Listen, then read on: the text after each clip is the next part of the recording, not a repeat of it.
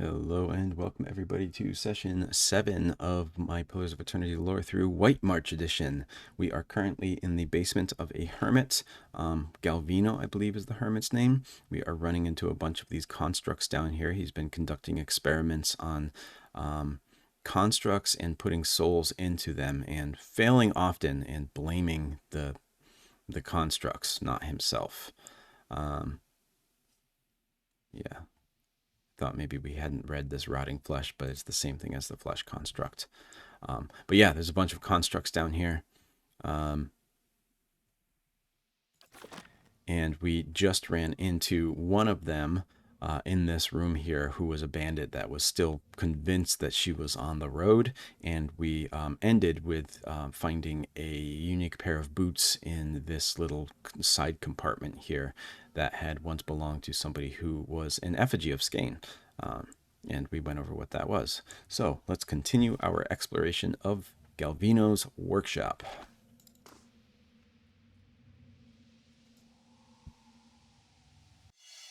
And the fire shows me something new.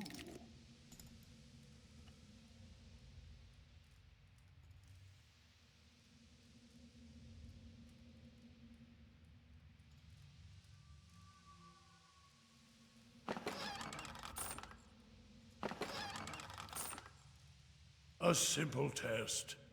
That's settled.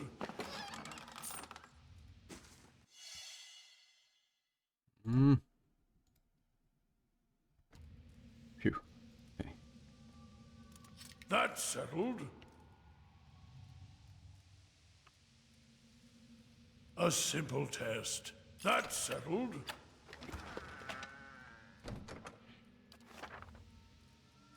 Ranged from top to bottom, these boxes boast increasingly intricate locks. A few broken lockpicks lie discarded on the shelves. A scattered pile of mechanical finger joints lies strewn across this desk. What's going on here? Minor missiles.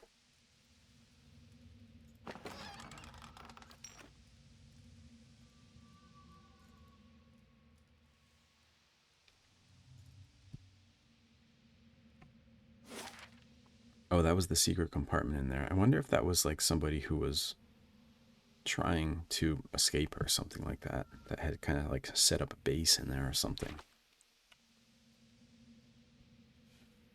Oh, what's going on here? Oh, south curtain wall is completed. Let's do the west now.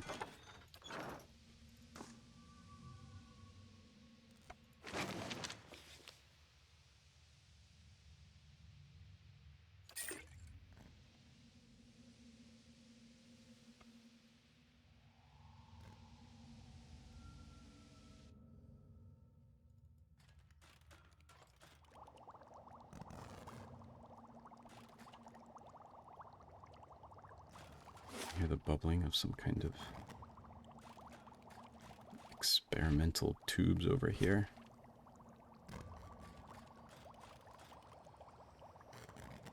We haven't explored this area yet. That's right, let's keep going.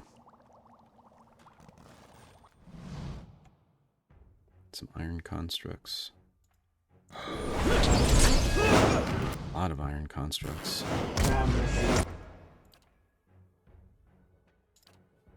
Will you repeat all I say?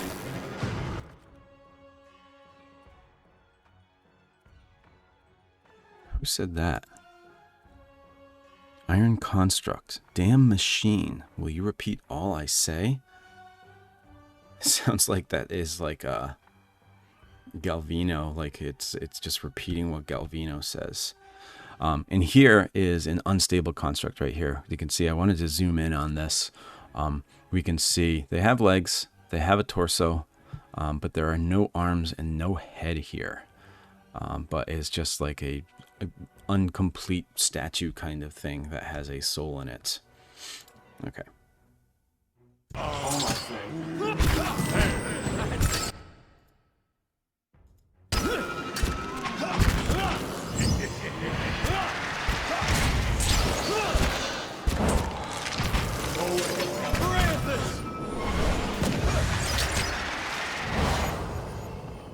You're not getting through me.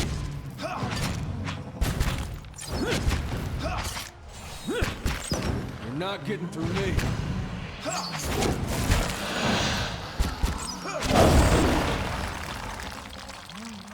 Of course.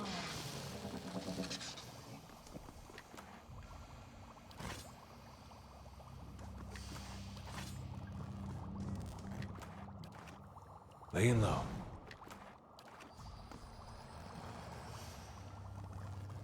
Okay. Got some switch over here. The lever seems to be locked in place for the moment. You hear a faint, reedy voice singing tunelessly.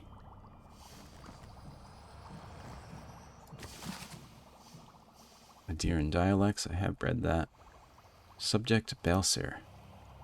She has outdone herself with this one, Baelsir, a common robber, with some natural talent for cipher abilities. It has gone to his head. The Batso believes he is the next Antonina, I think. In any case, the world would well be rid of him. Still, he has yielded promising results.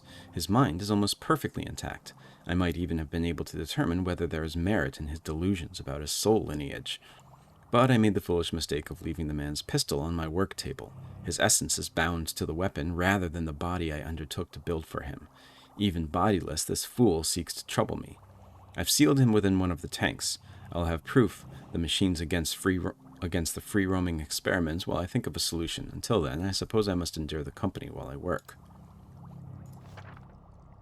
So it seems like this thing that I just examined before that's humming is some kind of weapon that's imbued with a soul.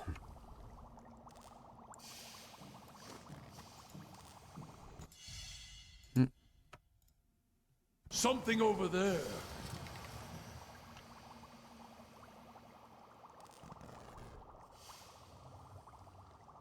Tufts of hair are still stuck to the metal slats of this machine, of this helmet. You spy dark smudges along the edges of the manacles.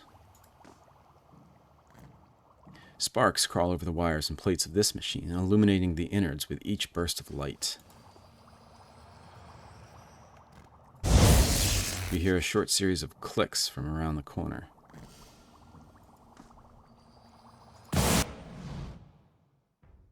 Uh-oh.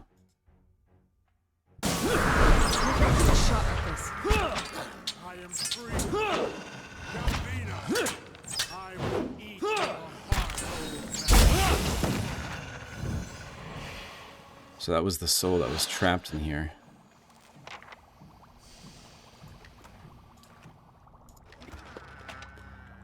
And this is the pistol that it was trapped in. Bellstroke, a unique pistol. Adventurers from all over Aora go to the Living Lands in search of fame and fortune, and Tonino went to rob them. Living Land is where Vowed is going to take place.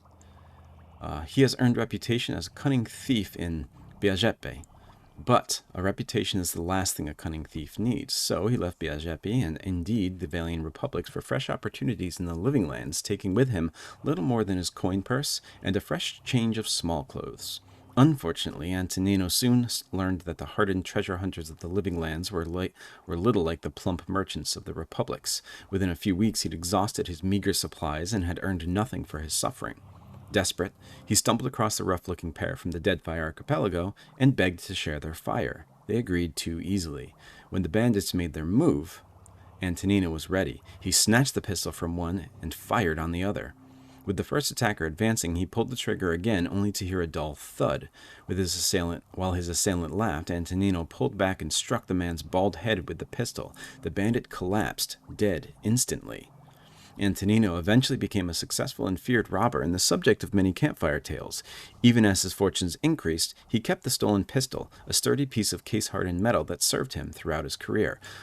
So a couple things here. First of all, Living Lands are a very rough area with lots of climbs. We read the book, what's it called? True Tales from the Living Lands, I think, where we learn about all of the horrors that you can find in the Living Lands. So when he left the Valian Republics and was used to preying on merchants there, rich merchants, it was much different when he got to the Living Lands. But also he kind of overtook these two bandits.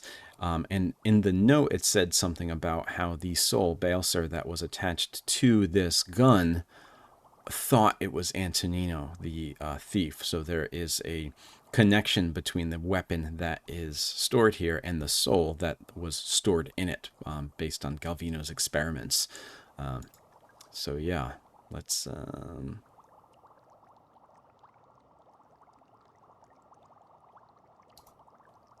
It's just fine.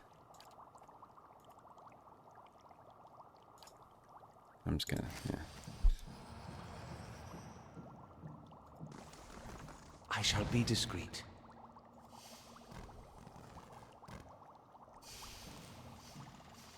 Do wonder if there was a different way to do that, but it's too late now.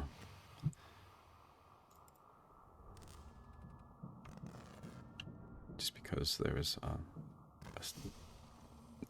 lever that we hadn't pushed yet, so maybe there was a different outcome to that whole thing.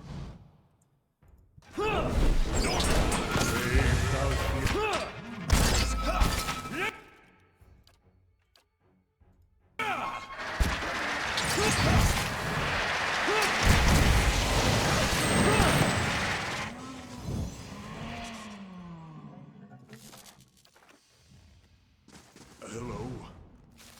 Hello? I feel like I should probably rest. Not yet. See now what the flame has shown us?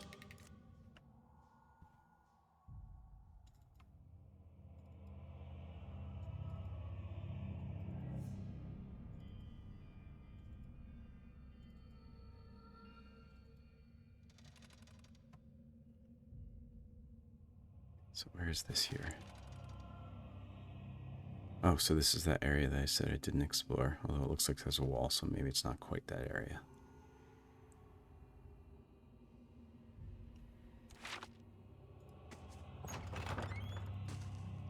Yeah. See now what the flame has shown us? Oh, man.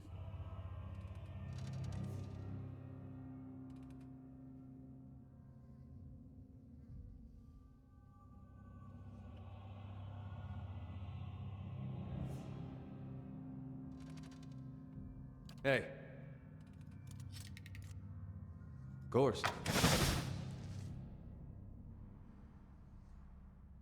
Okay, he's fine. Laying low.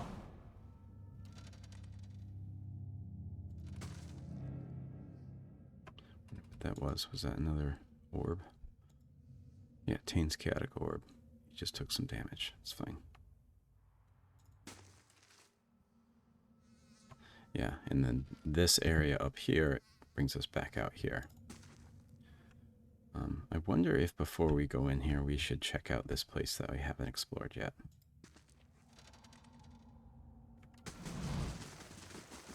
Just because if that seems like a final room that we're about to go in there, and I don't know, maybe there's something in here that could help us or give us a little bit of a hint as to what's going on or something like that.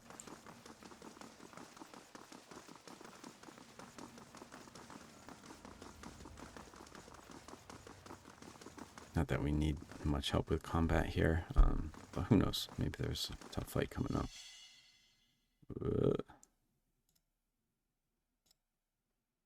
And the fire... Eesh. shows me something new.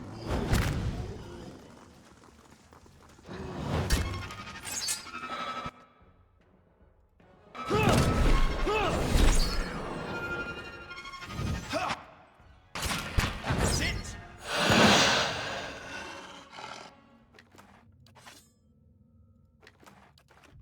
Quietly now.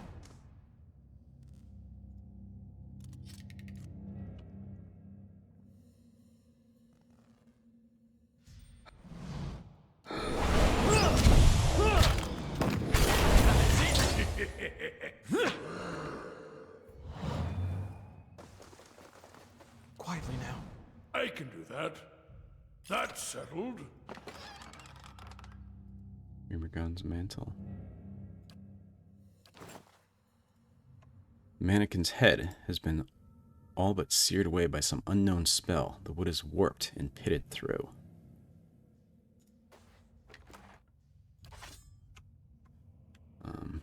want to look at this real quick too. So this is the mannequin that I was talking about here. I wonder if that was something he was planning on, like, putting a soul into or something like that. I'm not sure. Got another one over here, though. Now this I haven't seen before.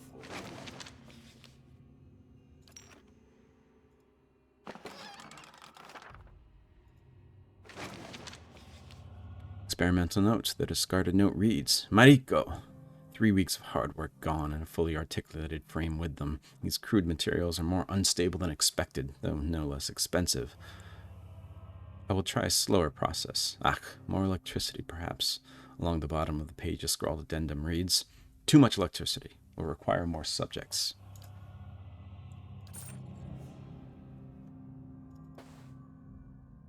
So this guy doesn't think of souls as anything, basically not as human or anything. He is very, what's the word that I'm looking for?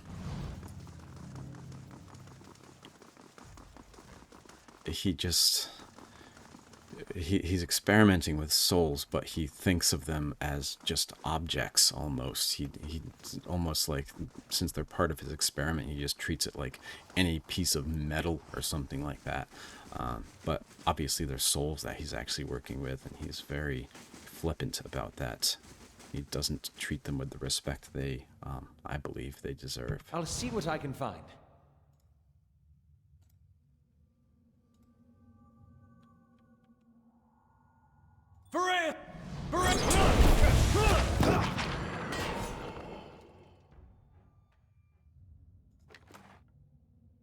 Crumpled experimental notes. This crumpled piece of parchment was found jammed inside the faceplate of a construct. My efforts to instill even a child's intelligence into these creations have all failed. Most cannot hold a quill, much less set thoughts to paper. I believe for some time that Subject 63 might have had a breakthrough during its lessons, but I discovered that it had simply been repeating my words. That's the one that we fought before. Without comprehension. These were not enlightened characters, while they wore their original skins. Perhaps their essence lacks a fundamental capacity for learning. I have put them to the test in more martial arts, but here too they falter without benefit of the true sentience. The devil, of course, delights in mocking them. It is like boasting of besting children at combat. If I only had my old machines. I'm on the trail. So again, like, his failures just mean that he finds new ones and blames everything but himself for it. That's what I thought would happen there.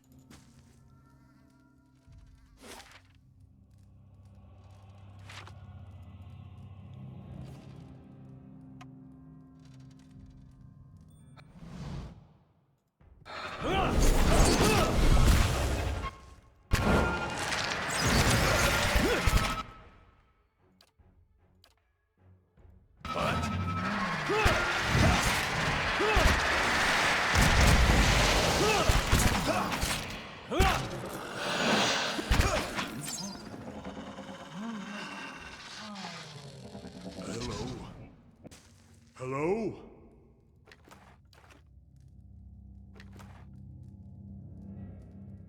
Exceptional rape here.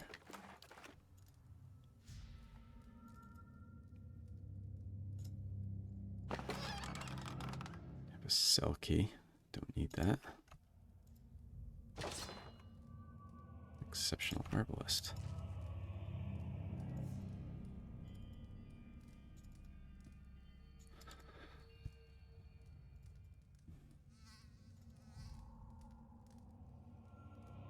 Okay, so I do need that key that I skipped before. I think it's right in here somewhere, though. Yep. Alright, let's rest before we go in there.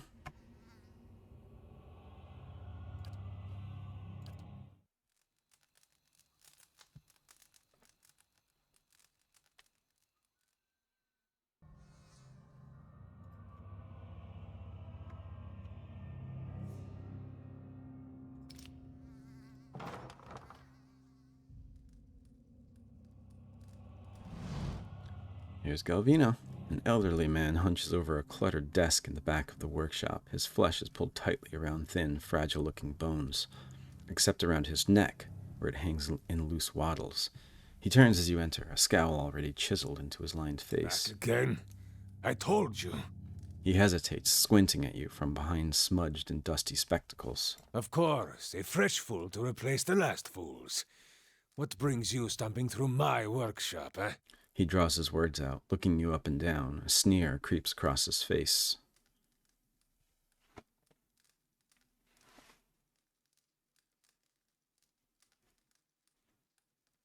Got questions, but let's say, what were those things? My work. And from the racket outside, I must assume you made a mess of them. He scowls at you. Come on, Galvino, they weren't your best work. The voice echoes from within the golem. This is the Devil of Caroc, so that mention of the devil in all those notes was referring to this automaton here. And you are? I should melt you for parts, Amora.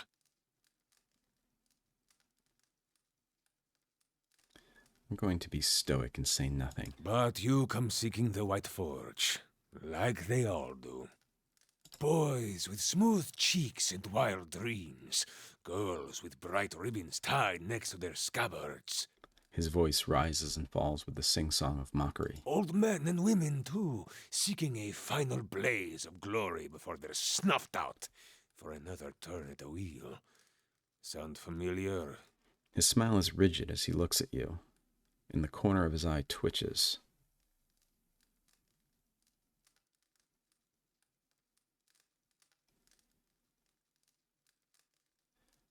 You said all this before, I take it? I have this conversation with every pig-headed swashbuckler those Postonagos and stalwarts send here. Go see Galvino, they say. Surely he'll help you.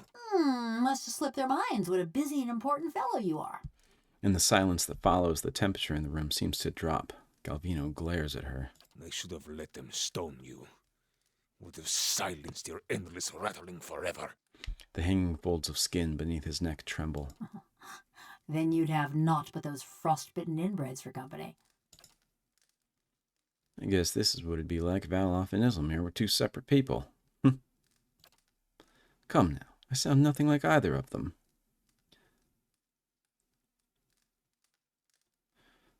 I'm going to use my perception to say you're upset. There's an old wound. With Stalwart, then?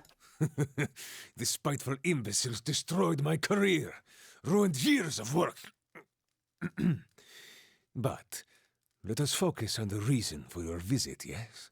The villagers and their adventurers hammer and pry at the battery as if they were laying siege to some moldering lord's keep. He swats the air in front of his face. But those stones were laid by some of the finest builders ever to have lived. Disciples of Abidan in the truest sense. Disciples of Abidan. They will not fall by the whims of any kith. And the door itself, it is infused with living essence. The dwarves themselves must have had a way of getting in. Perfetto! This is the crux of the matter. He claps his hands together. The Pargrunen of Durgan's battery perished within their own keep, victims of a violent disagreement among their own commandants. His mouth twists into a wicked grin. We've heard of these Parkrunen dwarves before. They must have been the inhabitants of Durgan's battery. Surely in the village you have heard stories, no? Disappearing caravans, tracks in the snow, screams from the high towers. He pauses, watching your expression with a raconteur's glee. Well, go on. I like this story so far, says Kana. The work of spirits still trapped in the battery, and a testament to those impenetrable walls. He raps on the mortared stone of his own home. But the door of the keep, the one the Pargrunen filled with essence, it was made to listen, to recognize its masters. So I need the door to recognize me. Traditional Optapo cultures revolved around language. Words revealed who they were and where they were from. Optapo, I believe, is the name of a type of dwarf. I want to say the Optapo are the mountain dwarves. Yes, I just looked it up, and the Aptapo dwarves are the mountain dwarves as opposed to the boreal dwarves like Sagani. An interesting tradition. I could start introducing everyone in verse, says Kana. That is why you need a Kandek. He holds up a twitching finger. Use my lord to say, ah, yes, I believe those are anthems of sorts. Ah, that's the simple explanation. A Kandek is a statement of purpose, a declaration of identity. Each is unique to its stronghold. Ah, seal your door with a key of words, and any liar can talk his way through. There's nothing built of words that won't break when the slightest stress is applied. I wonder if this, you need like a word or an anthem or something to open up the door to Durgan's Battery. I wonder if that's a nod to Tolkien's Lord of the Rings, where they tried to get in the mines of Moria, and Gandalf needed to speak a word. Simple word, friend, to get in there. But I wonder if that's like a little nod to that. Thus, to enter a fortress like Durgan's Battery, you would stand at the gate and recite its Kandek.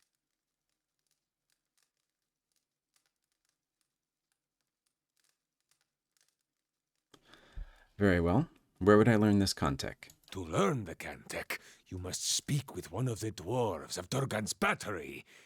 A shame they are all dead, no? He rubs his hands together, pacing. But I'm a watcher. But no doubt their souls live on in one or two of the villagers of Stalwart. Like fine wine poured into a cheap pot. Derision curls his lips. But to identify them, that is the first problem. You would need the skills of an animancer. I'm a watcher. The golem swivels her head sharply toward you. Her mask of a face and the glass eyes behind it betray no emotion, but it seems as if she's watching you carefully. A watcher? Diverus? If this is true, then you could find a sole descendant from Durgan's Battery, no question. But the greater difficulty remains. Galvino rubs his gaunt, whiskered cheeks. You would have to learn the Kandek from the dormant soul. And to do that, you would have to awaken it. But this awakening would be permanent, wouldn't it? Oh, yes. So in other words, I would have to awaken the soul in somebody, and maybe they would become like Aloth, where there's like just kind of a soul living there, or maybe they would turn into a completely different person or something like that, just to find this contact to open up Durgan's Battery. Whoever you awaken will live with the memories and the personality of a past life. Maybe peacefully, maybe not. His bony shoulders rise in a shrug. That is why you must pay attention to the soul you would awaken, no? This guy's got a real knack for understatement, says Sagani. It is a monumental thing to impose on another, but these are the very people who wish to rediscover the White Forge, Verus. He removes his spectacles and polishes the dirty lenses with his tunic. Awaken someone. How would I do that? An awakening is merely the jolting of a dormant soul into consciousness. He makes a bursting motion with his hands, splaying his fingers wide. When such things happen normally, it is because something has reminded the subject of a past life, often violently so. He smacks his workbench with surprising vigor. Aloth flinches. Thus, to awaken one of the former dwarves of Durgan's Battery, you will need to address that soul, preferably by name. He folds his hands together, steepling his fingers. But show some care. When you examine these souls, whatever it is you watchers do, you may see images, memories. He leans forward, his back hunched. These are moments of special import. What you see will tell you much about the person, and perhaps the condition in which they awaken. He raises his hoary eyebrows and tilts his head back. Awaken them from a traumatic memory, and who knows? Maybe they awaken thirsty for blood. Or maybe you awaken someone else. He cackles again. So in order to get this contact, I need to awaken a soul. I need to be really careful about who it is, hope that they are okay with it, and hope that they can live in peace with the new soul that has been awakened. Aye, and who knows? Could be there's a soul or two could use a good whipping up, says Aloth. Here, this has been tuned to the Aeon of Durgan's Battery. Use it near the villagers, and it should tell you if one has a soul old enough to have come from the battery. He rummages around and produces an unfamiliar device, Galvino's resonance amplifier added to inventory. So the Cantac is all I need. Who can say? None have yet opened Durgan's Battery. Galvino raises his hands, palms up. But the ones that came before you, I think they got close. You may wish to find them and see what they discovered. I found what's left of them, a journal and a tile. When did I find those? Most interesting. He adjusts his spectacles as he peers at the tile. They spent many days at the battery door. This looks like something that once belonged there. He taps the tile. I see. Thank you for your help. You have much work ahead of you, as do I. He nods and turns back to his desk. I'm going with him. The golem looks between you, her neck turning on its oiled joint. You? Go to Stalwart? Is this your macabre sense of humor, or has something gone to rust in that beautiful head I crafted?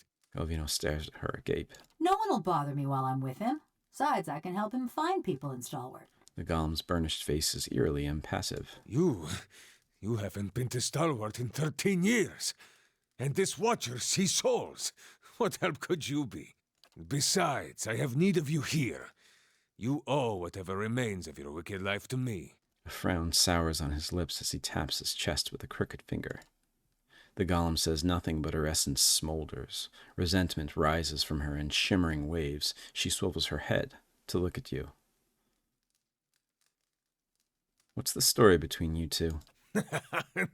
This charming specimen is a convicted murderer. The Devil of Caroc, she's called. Mighty fine of you to start with my good qualities, and you wonder why we don't get more visitors. Killed over a dozen people before they finally caught up to her in Stalwart. Perfect company for lonely camps and mountain passes, no? He nudges you, all the while grinning wickedly at the motionless golem. Hey, I know how to start a campfire. The only reason she's not a frozen corpse is because I convinced the old mayor to let me try an experiment. A shadow passes over his face. Why is she called the Devil of Caroc? She committed her first crime in the village of Caroc. Burned a family alive in their home. He shrugs. Did the same thing in half a dozen other villages, but the name stuck. Aren't you afraid she'll murder you? She may be mad, but she's no fool. She wouldn't survive long on her own. If the villagers didn't send a hunting party after her, the Eremans would claim her. Her joints and mechanisms require maintenance, and she cannot perform all of it herself.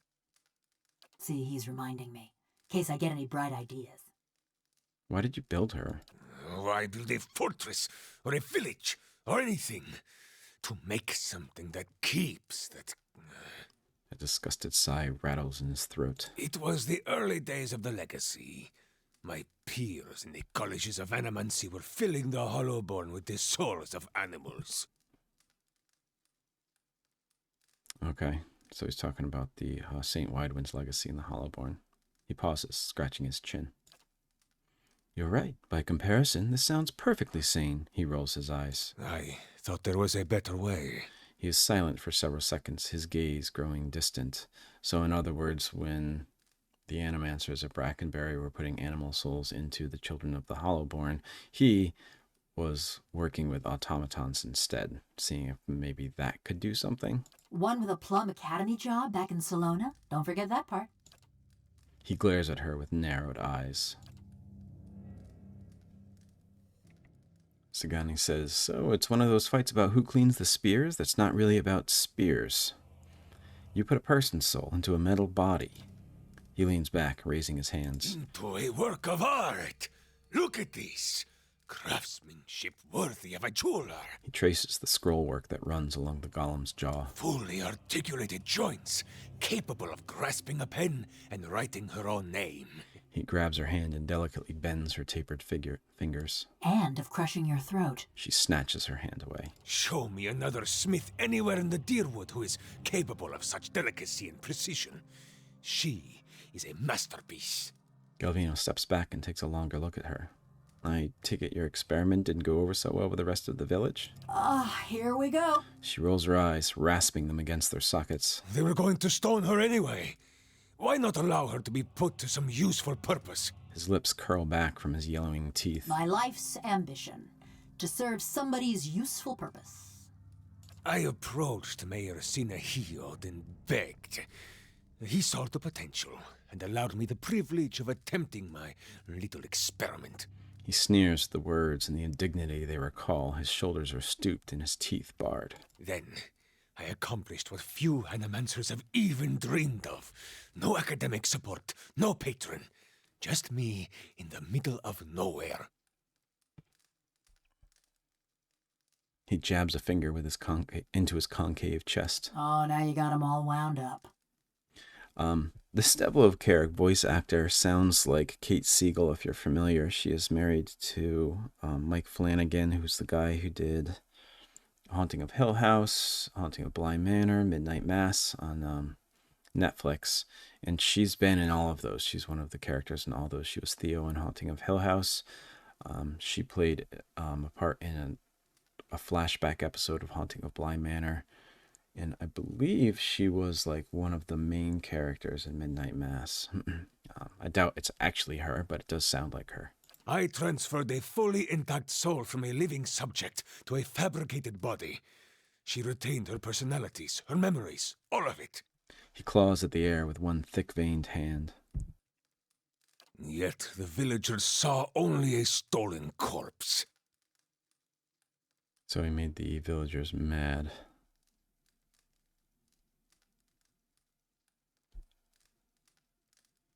Why does he say stolen corpse? He said the mayor gave it to him. I wonder if he did this illegally. That's all I wanted to know. She's a fine specimen, her personality notwithstanding. He waves one hand in a circular motion. The golem says nothing, but her essence smolders. Resentment rises from her in shimmering waves. She swivels her head to look at you. I'd like her to travel with me. Quay? No. You don't know what you ask. He shakes his head, waving his hands. This woman, the Devil of Caroc, she was a notorious murderer. Burned people alive all over the region. Besides, she works for me. After all, I am the one who preserved her. I'm going to say, he straightens his back and looks you up and down, taking your measure. Let me parade around town. It'll infuriate those villagers. You'd like that, wouldn't you? So you get use of the devil's services, and I get the satisfaction of knowing those stiffnecks are sweating through their small clothes, eh? He sighs, but a smug grin has already worked its way across his face. It's a deal. Fine price for a blacksmith striker. Suppose I should be flattered. And there you have it, a bargain. He gives you a sardonic grin. A moment. You are going back to Stalwart, yes? Perhaps you could do me a favor. Galvino gives you a thoughtful frown. There is a man in the village named Grind, the head fisherman. The rest of Stalwart kisses his feet because he fills their stinking blades with speckleback. But I know he's not as virtuous as he seems. His face crinkles in vicious glee. Seems like you have a history with Grind. That self-righteous meddler engineered my eviction from the village. He turned them all against me. Now I want him to feel the scorn of those mush-brained imbeciles. What exactly do you want me to do to him? Humiliate him, of course. Show his neighbors what he truly is. And let him live with the disgrace. He points vaguely in the direction of the village, his thin arm trembling. He's always been a ripple sponge addict. Just got good at hiding it once his sainted sister died and left him in charge of the fishery. But he keeps a stash in the fishery, sneaks in at night when the others have gone home, and emerges sluggish and red-eyed a few hours later. I want you to expose him. Go to the fishery after dark when it's empty. Find his ripple sponge and show it to Renengild. I see. Do not answer me now. But when you return to that festering eyesore and smell the stink of fish that hangs in the air, consider what I've said. He grins. Besides, you appreciate a good joke, don't you? De Verus, this will be a great one. But be sure to approach the fishery by night, when it's empty. They will give you no end of trouble if they see you stealing during the day.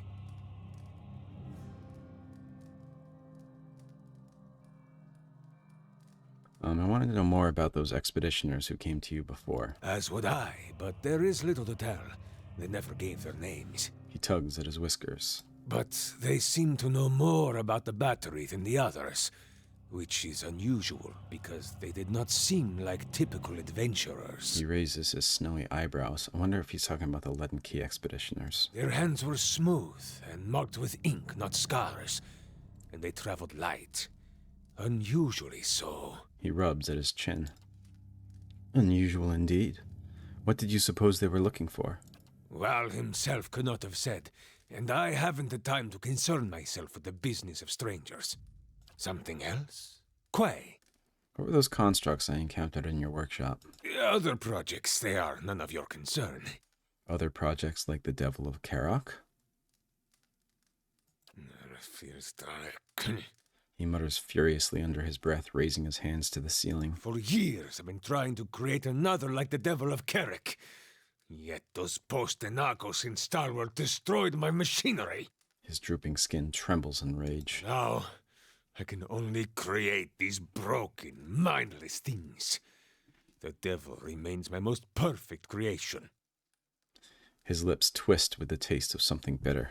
Sorry if you were just able to hear my stomach growl. I don't know if that came through or not. Wait, where have you found the souls to create these other golems? Smugglers, slavers, fugitives, the kind of riffraff that pass this way. Rarely missed, and good work to keep my little devil busy. I don't know how I feel about that. Why do you need more golems? I can't present the Devil of Caroc to the academies, can I? A mad woman and a murderer? No. I need to bring a success to the republics. But he's doing the same thing. I mean, they're all fugitives and slavers and all those kinds of things. I've heard enough. Galvino is already lost in thought, his eyes twitching at some mental calculation. Farewell. So I need to find a villager in Stalwart whose sole ancestor is a dwarf of Durgan's Battery. And I need to keep an eye on the Devil of Caroc. Too late for that. She's in Cadnua. Wax marker quest added.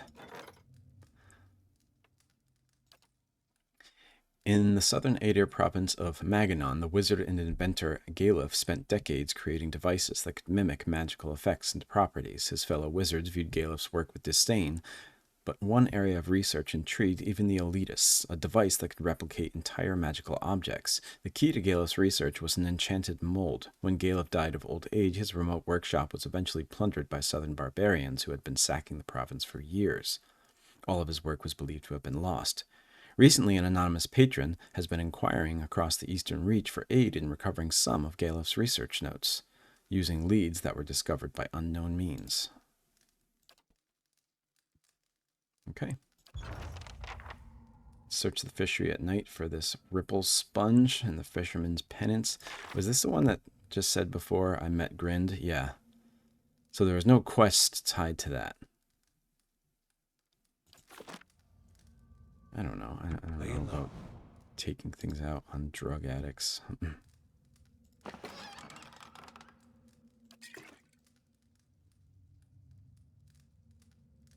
Was that stealing? That wasn't stealing. Oh, it's just because I'm crouching. This appears to be a crude rendering of the mountains surrounding Durgan's Battery.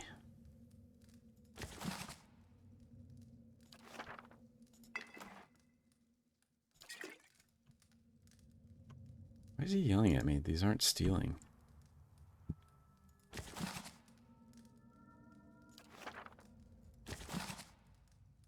And I guess it is his stuff, but still. If it didn't want me to steal it, then they should have made it. Marked it as stolen. Okay.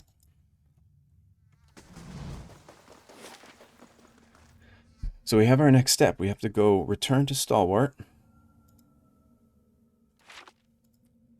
And find someone whose soul belonged to a dwarf from Durgan's Battery, however long ago. We have to awaken that soul, though, which means they might not live so peacefully with each other.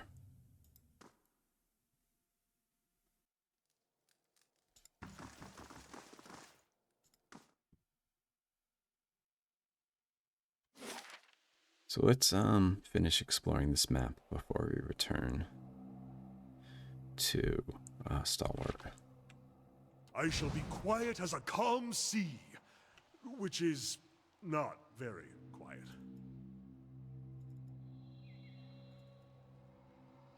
if this is where we're going to run into that bounty. Something over there. Yep. Erthel. A man stands in the middle of the road. Without lowering the blade that rests on his shoulder, he takes 2 steps forward as if to speak for the group behind him. I was hoping for another gift bearer. They always carry surprises, and we love surprises. By we, of course, I mean me. And this. The man taps the hilt of his sword. It'll be quick. Try to stay still. Right.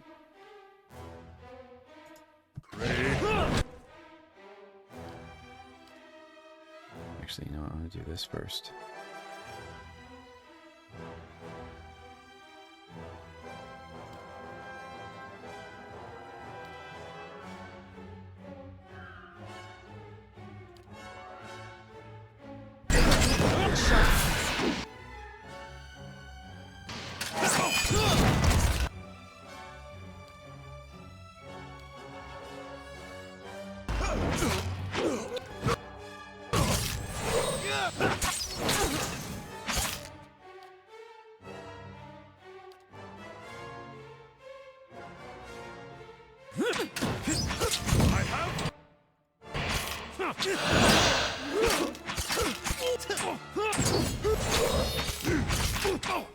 Right, he just healed himself. We have a rogue. Him. Oh. Oh well. Can't get a good shot at this. Leave it to me.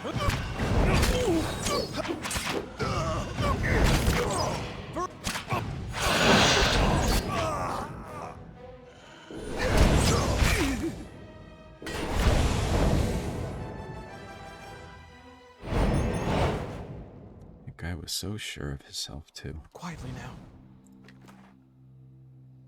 Ooh. It's a soulbound. Great sword. Barbarian Fighter Paladin. This sword is well made but modest in design. The lone flourish is a feather pattern radiating from the hilt, and even this has been crafted with exquisite care. Each barb and shaft is a smooth, straight line beneath your fingers. Power and warmth radiate from this blade. Let me give that to... I guess I'll give it to Sagani. She can't soulbound it, but everyone else has too much stuff. Gift bearer notebook. Recurring signatures on the pages of the notebook indicate that it belonged to someone named Ichitli. The pages contain an assortment of entries. Some notes list collection of items alongside their purported value. Other pages are scribbled with notes about the land. A map of the Russetwood marks an important body of water. Next to it, there are several underlined notes. They read, "No Toctaloctal. Formalities first, of course, and she'll come up. Kuala Mika. She's a good girl and likes to hear it before she swims down. Chitla Kuala. Just make sure she likes the fish for a job well done." I wonder if this is an actual gift bearer or the imposter gift bearers that we ran into.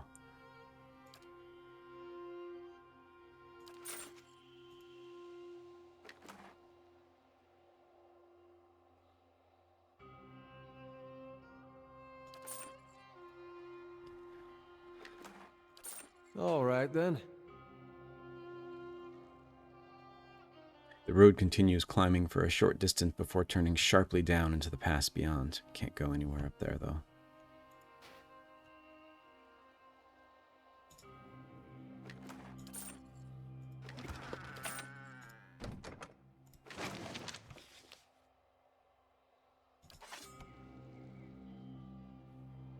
I don't think we can actually get up there. Looks like a bow up there, though.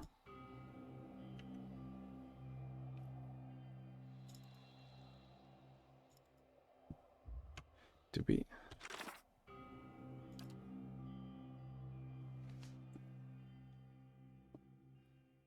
Okay, so that was not the bounty. Huh. It's just a random person with a random band of bandits that was led by a named NPC. And the fire shows me something new. Ninagoth's Black Pages. So you got a grimoire. Nina Goth, I know, is an important wizard. Archwizard, archmage, whatever you want to call it.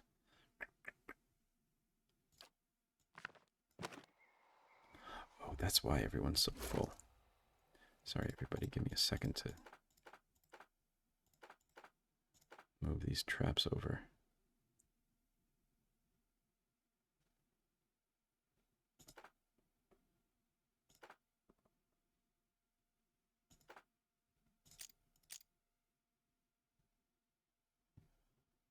Okay.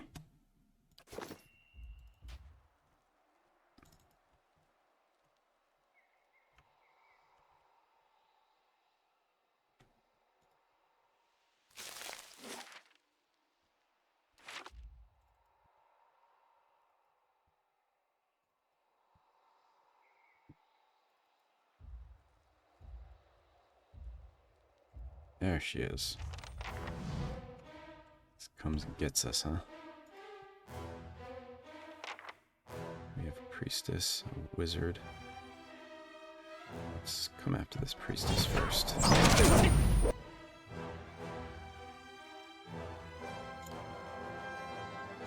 What?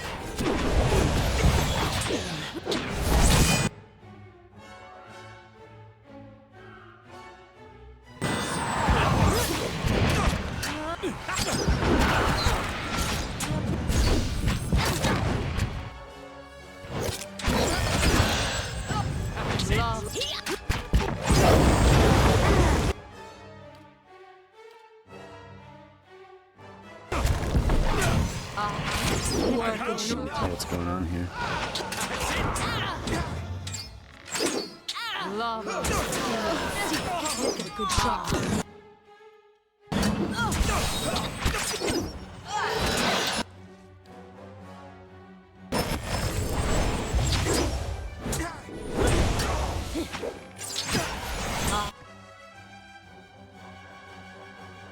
Oh, I thought the wizard was dead.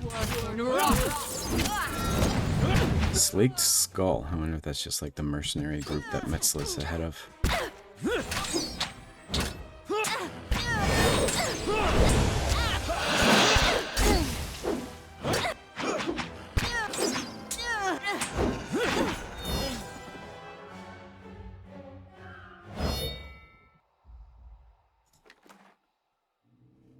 We have the Forgotten Tear of the Beloved, a unique flail. That might be good for Adair. Let's see. Fast. They can bring it up to exceptional.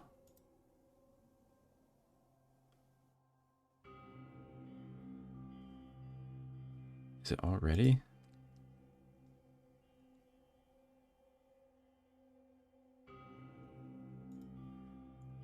I wonder if it's already superb.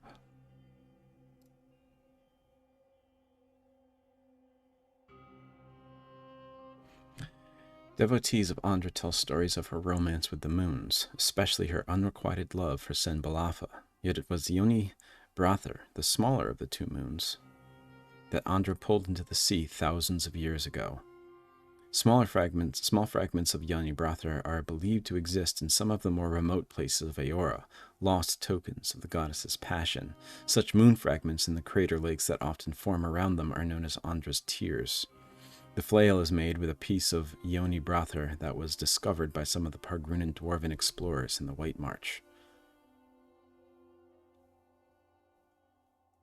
This idea of Andra's love for the moons and her bringing a moon down at some point in the past is important for this expansion. I think I want to give this to Adair, see if it is any better than what he already has. You got Metzla's head.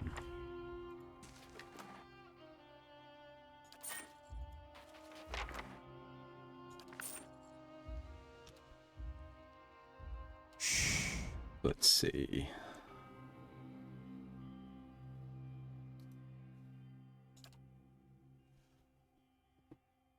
Doesn't do as much damage. No, Unforgiven's way better. But I can't can make it exceptional, but I can't make it maximum enchantment value reached for the Forgotten Tier of the Beloved. Why is that? I don't know. Either way, gonna keep the Unforgiven. Of course.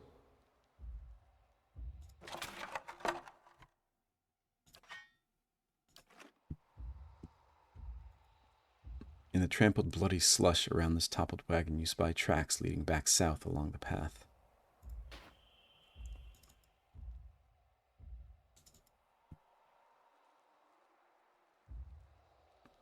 There's some, oh, I was going to say there's some kind of banging, but I just saw the ice troll disappear on the top of the screen there.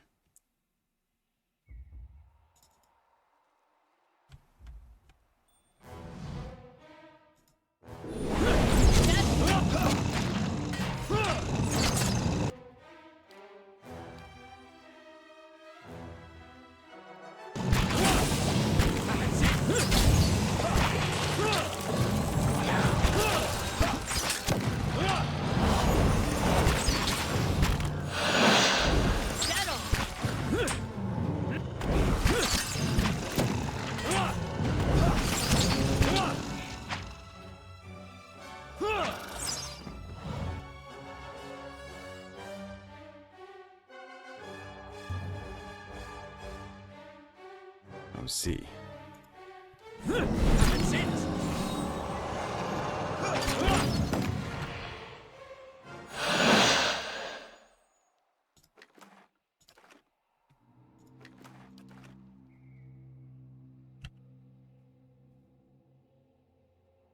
Laying low.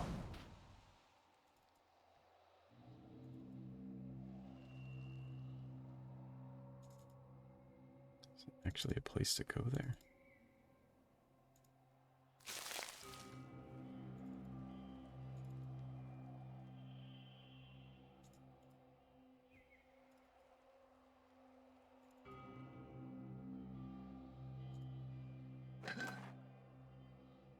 Talisman of the Unconquerable. No lore attached to that. Now let's see what this is all about here. Running out of time. Oh, this is how I get the bow.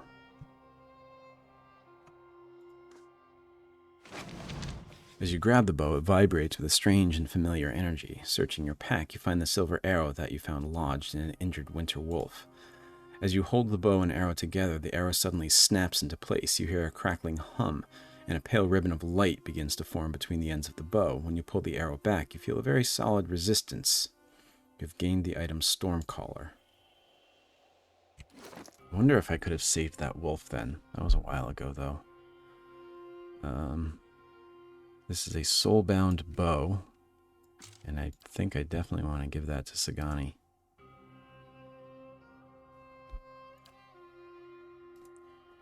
This bow is as smooth and light as driftwood, yet as hard as a sturdy mast. It feels warm in your hands, as if one of its previous owners had just passed it to you. As you hold it, you can almost feel the sea spray in your cheeks and hear storm-whipped waves in your ear.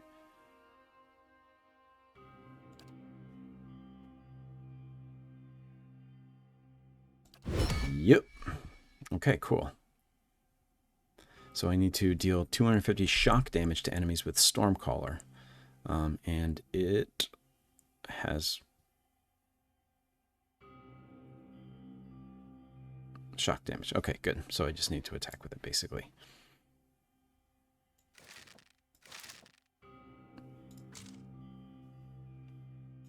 Cool. Okay. Slow and silent. All right, we are getting really close to an hour, so I'm going to stop this session here.